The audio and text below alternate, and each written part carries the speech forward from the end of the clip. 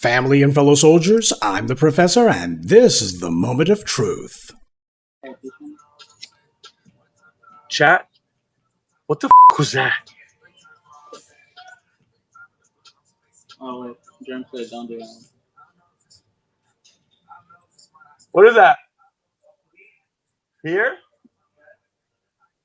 Chat? I don't know. What the just happened? Did somebody swat us? I'll be back, chat. Was it really? Is it a prank? No.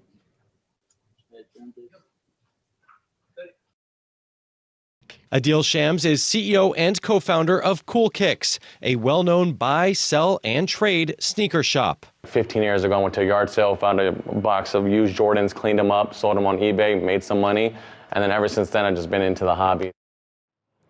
Raided a popular sneaker shop, CoolKicks, LA, this week in Santa Monica, leading to the felony arrest of owner Adil Shams.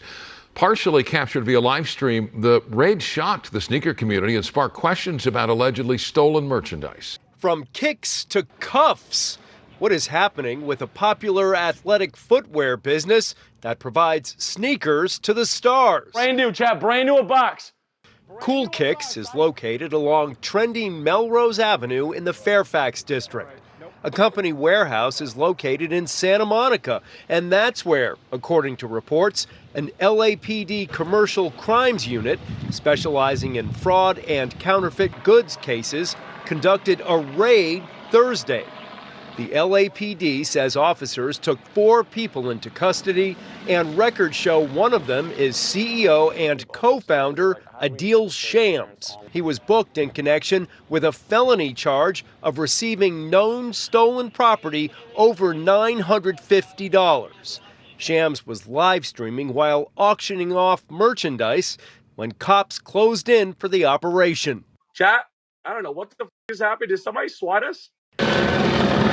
But it was the real deal for this business owner, hauled away along with dozens of pairs of Nike shoes. You know, it's just a fact that black Americans, particularly foundational black Americans, we come from a lower culture, don't you know? And it's just a fact we have so much that we could learn about work ethic and business from immigrants or just other communities in general, because after all, these folks are doing things the right way. They're certainly not doing it like us, right? Or so that's what they constantly tell us until we take a look behind the scenes and find out that there's all kinds of stuff going on. The appropriately named Adil Shams is the owner of CoolKicks, but now it seems that CoolKicks is in some hot water. According to the thugs over at the LAPD, an estimated $500,000 worth of stolen train cargo was found on the shelves of CoolKicks' store. The stolen goods included Nike shoes, cartons of Nike clothing, unreleased items, and other things. Now, truth be told, when it comes to stuff like this, I think that a lot of these auction sites and groups like eBay and such, they need to also be held accountable for when this kind of stolen merchandise shows up on their shelves.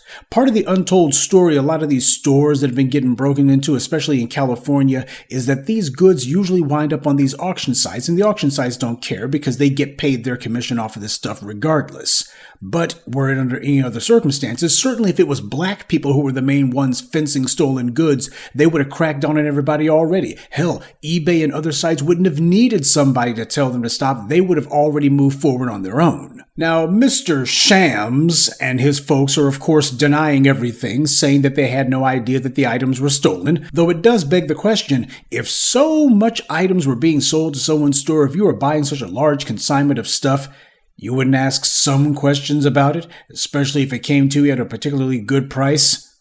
Now, you notice, by the way, that from the white authorities, there's been no talk about any sort of nuisance abatement to try to shut this guy down. He was arrested, he made national news, and he's out of jail immediately because he's not black. But the white powers that be, they're not trying to pull out all the stops and use every possible means to shut him down. You know, like they would if he was black.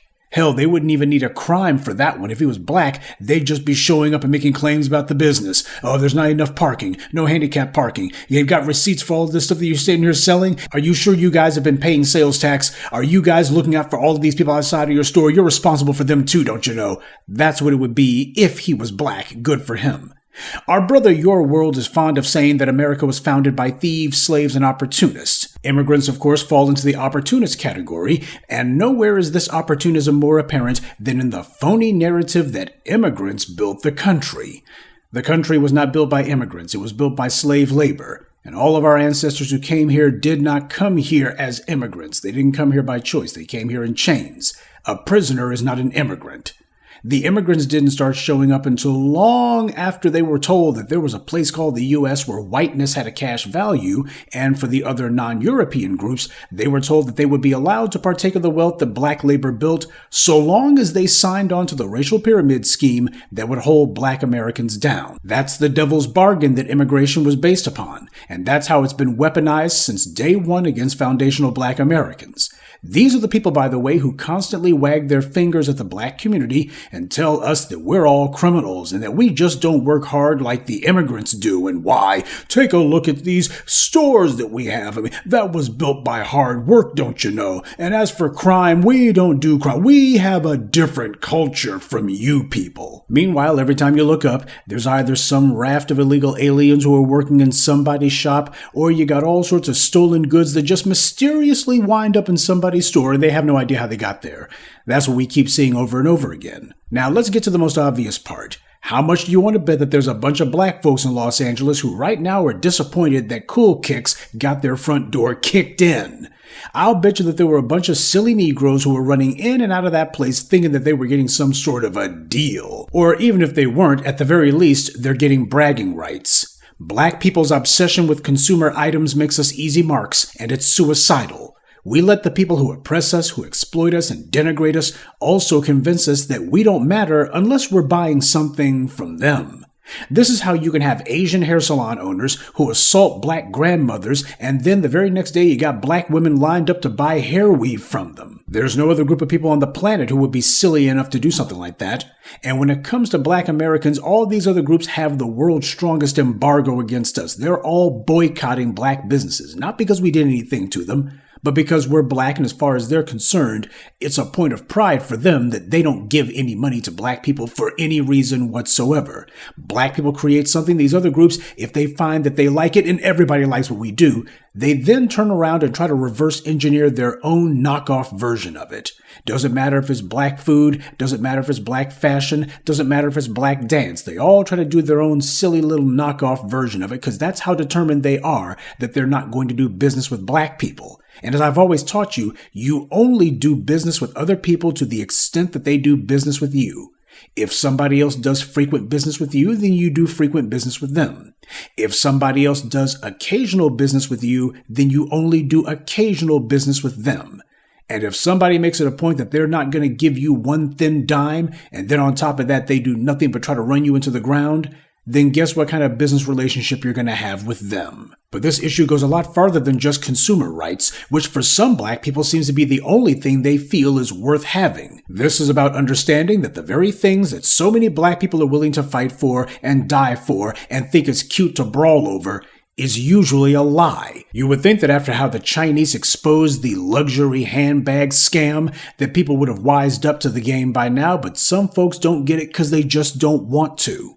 The people who are peddling these worthless pieces of junk, they know it even if you don't. This mindless obsession that too many black people have when it comes to wearing the new J's or having this or that pair of pants and such, this is why we as the black media tell you not to do it. Not just because it's a waste of money, but also because when you put your cash into the pockets of people who hate you, you empower them and disempower yourself. But let's be honest, the real reason that most black people choose to ignore this reality is because they're trying to purchase status. That's what these things actually represent to them. They're going to go ahead and buy some status because they live in a society that's already put them at the bottom of the ladder from day one. And they figure that wearing this or that pair of shoes or carrying this or that designer bag or this or that type of designer shirt is going to make everybody forget about the fact that they're black. It's going to make them forget about the racial hierarchy, but it never works. Black Americans as a group should have matured to the point that we returned to patronizing primarily black businesses. We have regressed economically when we went from empowering each other to instead falling all over ourselves to buy shoes from white companies who don't hire us, and the shoes themselves are made in China and sold in the U.S. at stores owned by Arabs. The only involvement black people have in that entire interaction is to give other people our money, which, by the way, is the most important step of all, but it's one that we make no money off of whatsoever. As Dr. John Henrik Clarke said, if there's anything that you're actually interested in this world, you are supposed to own it. If you like cars, then you're supposed to make cars, or at the very least own a dealership. If you happen to like particular food products, then you're supposed to be making them. And if you happen to like shoes, then you're supposed to be making those. As black people, too many of us think that our place in the world is to be consumers, everybody's customers, and it's not. Time and again, we've shown that if we keep our dollars in the family, that is more than enough for us to build the powerhouse businesses that we need. But why is it that time and again we also feel that everybody else's ice is colder? It's because of branding, but it's also because of racial insecurity on our part. Branding is perceived value, and that's all about prestige by and large. People think that something is worth what they are told it is. And when enough people are chasing around behind this or that item, that actually does give it real value. You have taken perception and you made it reality. Now, if you were one of the black people who was going to CoolKicks to get yourself some what you thought were good deals on shoes, it's time for you to ask yourself why it is that you make the kind of decisions that you make. Because let's be honest, you don't actually believe that what you're buying is merely a pair of shoes. What you actually believe that you're buying is validation. Social validation, but also personal validation. We live in an evil society that has defined black as being completely and thoroughly unimportant. So, if you can get your hands on some high-priced designer goods from a white company, well, that means you are important. Or at the very least, you own something that is. Well, let me tell you something.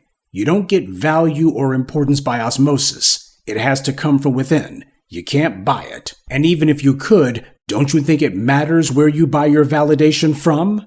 That's the lesson of this morning's briefing. And as for Mr. Shams, I'm sure that with all of this unflattering publicity that he's been getting, he's more than tired of people calling him a crook. But if the shoe fits, oh, never mind. Good day, and be one. I'd like to take a moment to mention some of our contributors. Mouse, Amir Miller, Leonard Cottingham, Kamari Wright, and Turk McKenzie. Salute to them and thank you to everyone for listening, liking, and sharing this message. Black empowerment only exists because of you.